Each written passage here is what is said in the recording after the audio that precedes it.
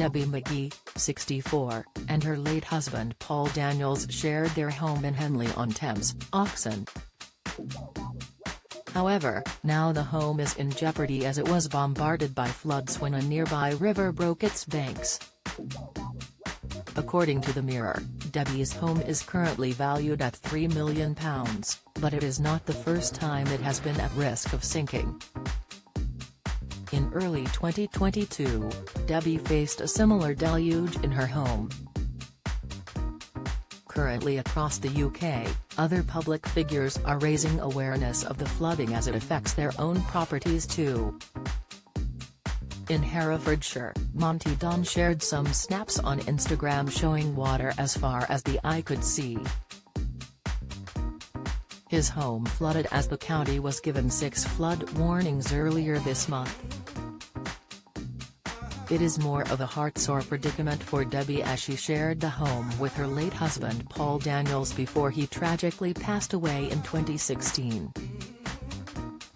The magician had been diagnosed with an incurable brain tumor and died at the age of 77.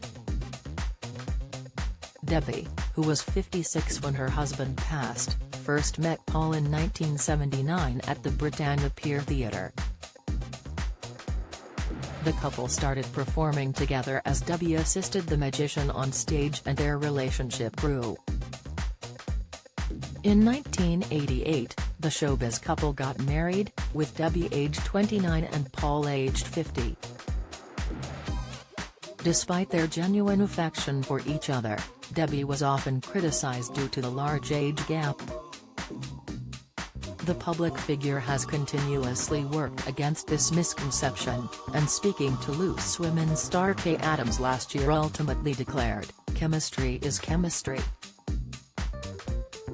Don't miss," she recalled being whisked away by Paul's romantic gestures throughout their relationship.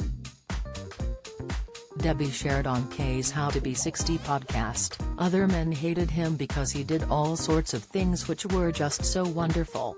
He said I wish I'd never married you and then we could do it again." Speaking to another Loose Women star, Colleen Nolan, Debbie revealed that being in the public eye had actually helped her grieve her husband's death. She said on the Let's Talk About Grief podcast, "People said to me, 'What's it like being in the public eye and going through it? It must be awful.' And I said, 'No, it's the opposite. When you're somebody who nobody knows, you walk around with your grief inside and they don't know why you're being grumpy or sad.